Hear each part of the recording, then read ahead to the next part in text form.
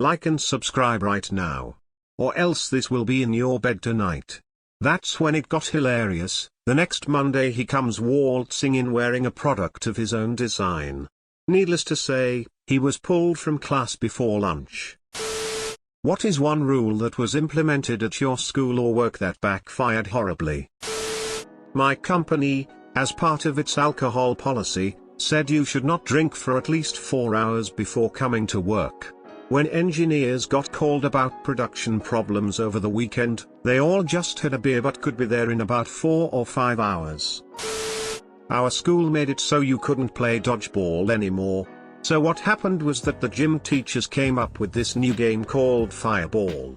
The rules are there are balls in the middle of the gym, people go on 2 separate teams, go for, and if you get hit you're out, if you catch a ball you okay, so it was basically dodgeball. Then Fireball was banned.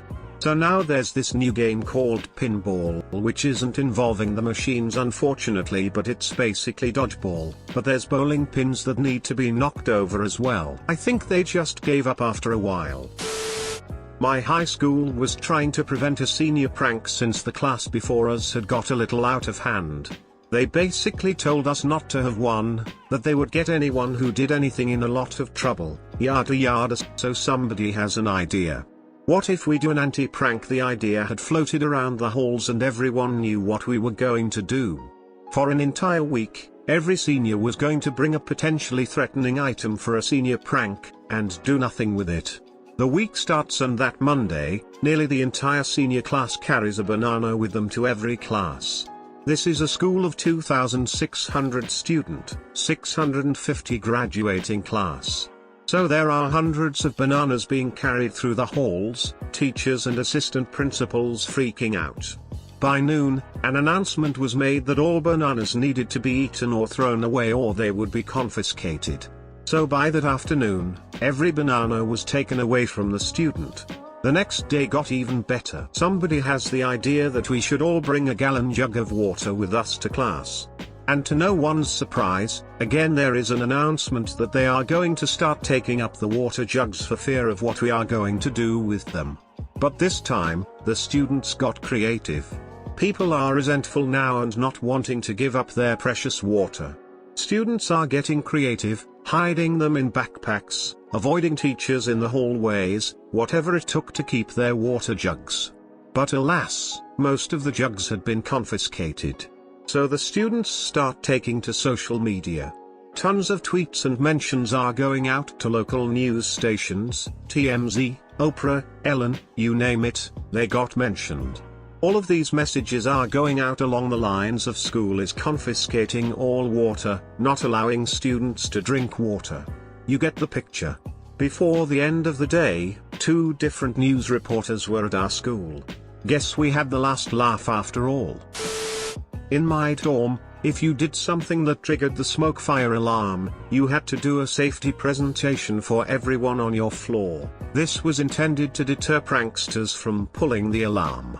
A guy on our floor was making grilled cheese in the kitchenette, and burned it, which legitimately triggered the fire alarm. Afterwards, he explained, assuming that since it had been a legitimate alarm, and not a prank, that he wouldn't have to do a presentation. He was, of course, wrong. So, the next Wednesday night, the entire floor assembled, and we were treated to a 30-minute safety presentation on the dangers of grilled cheese sandwiches. It contained literally nothing about fire safety. It was all choking hazards and cholesterol.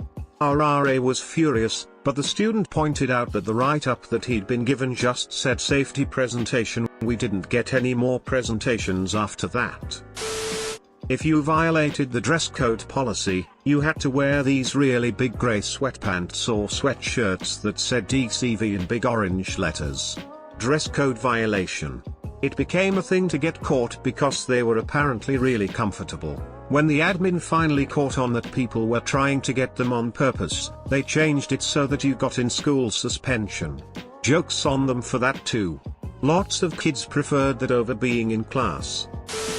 Well, it wasn't a school-wide policy, but I had a super bitchy French teacher who would constantly hand out detentions for things as inconsequential as walking to the trash can to throw away a piece of paper.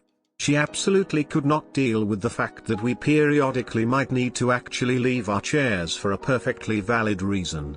One day she locked herself out of the classroom and nobody would let her back in. Sorry. We aren't allowed to get out of our seats. She had to get the janitor, lol.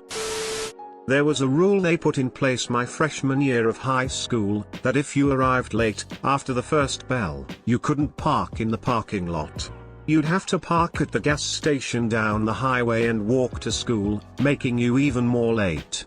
It stopped after 20 or so people intentionally showed up late to school and made a mass exodus along the highway, on top of a lot of parents bitching. I never understood the logic of rules like this. Oh, you're late to class? Well, let's make you jump through hoops to make you even more late, as punishment. All this does is that when people are late, they'll just leave instead of dealing with that. My school banned all balls over a couple of inches in diameter because someone kicked a football through a window during lunch. Most of us that walked home, walked past the woods by the golf course, and had a ready supply of golf balls as a result. Golf balls were allowed under the new rules due to their size. 3 broken windows in one lunch period later they weren't. I'm a programmer. On a previous job, the developers and teams were measured by the number of feature requests they completed. We figured out to subdivide everything to blow it up into the maximum number of feature requests possible. A manager might request a new report. We'd set up separate feature tickets for create button, make button, blue, make button, respond when clicked, implement business logic, display results in grid, allow sorting of grid, and so on. We'd subdivide a one-day task into 21-hour tasks. Management loved it. Our team looked 20 times as productive, despite deliberately slowing ourselves down with red tape. I went to a private school for elementary, where uniforms were strict. If you didn't wear a belt, you'd go to the principal's office and he would make you use a shoestring. Well, when he opened the drawer there were like 6 different colors and everybody thought it was really neat. So for a short period of time there were a bunch of kids coming to school with no belts so they could wear their lime green shoestring belt. New manager got rid of the sofa in the break room so people couldn't nap on their hour-long lunch break. No one overslept or took the piss, but it was good to have the option on a tough day. Stoner guy started sleeping in other places, including in between walls and in the warehouse. That's when we started losing him and couldn't find him, as he'd go into a deeper sleep and was less likely to be disturbed. He didn't lose his job somehow, that place had a hard time hiring. Edit, to clarify where the stoner guy would go, we'd find him in between walls and shelves. It was a DIY store that had been something else years before, so there were random partition walls and oddly laid out shelving units everywhere, a real shit show of a store layout. He had quite a few places to hide in and nap. They made a new rule where we had to ask permission to use the restroom during lunch. We all coordinated, and the whole cafeteria would raise their hands at once to request to go. They responded by sending us 2 at a time. We did this for a few days, then changed our procedure to everyone just getting up at once and going to the restroom without permission. They didn't ever officially do away with the rule, but the teachers on duty in the lunchroom eventually just stopped enforcing it. No running during recess. It was made because some kid in the 2nd grade ran and tripped. So for whatever reason, they restricted running for all grades K to 5th. Everyone should know that when you ask a 5 to 10-year-old to not do something, that's the next thing they're going to do. They started running in the halls, the cafeteria, the classrooms, and you bet your ass they ran outside. After a week, the teachers stopped enforcing it and everyone stopped caring. I used to work for a production company that employed a lot of really skilled, award-winning editors. There were producers, and executives, and directors, but the real money makers, the people who really made the company, were the editors. So the company was basically centered around them. The executives would always order in food for the editors, and the editors would usually eat in their offices while doing their thing. One day the executives decided to cut paid lunches to save money. The editors all thought this was a dick move, so they'd go out for lunch and sometimes stay out for like 3 hours. There was nothing the company could do, really, because these editors were top of their game, and if Warner Brothers heard that the editor they always used had left, they might leave, too. So the company couldn't do anything. They saved maybe $15 per person per day, but lost like 4 hours per person per day. Little backstory, my high school was a teeny tiny rural school, 600 kids in grades 7 to 12. Randomly at the beginning of second semester my senior year, the new principal, who had just moved here from an inner city school in another state, decided that we would no longer be allowed to carry backpacks in the halls between classes for safety reasons.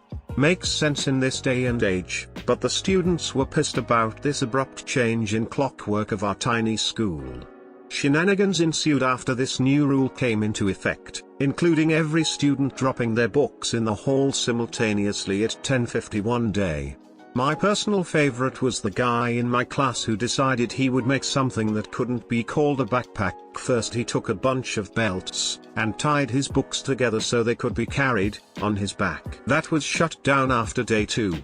That's when it got hilarious. The next Monday he comes waltzing in wearing a product of his own design. He had made L-shaped shelves from pieces of wood that could be connected to the sides of his legs, and proceeded to harness his books to these leg brace shelves. Needless to say, he was pulled from class before lunch. Like and subscribe for more r/ask Reddit videos.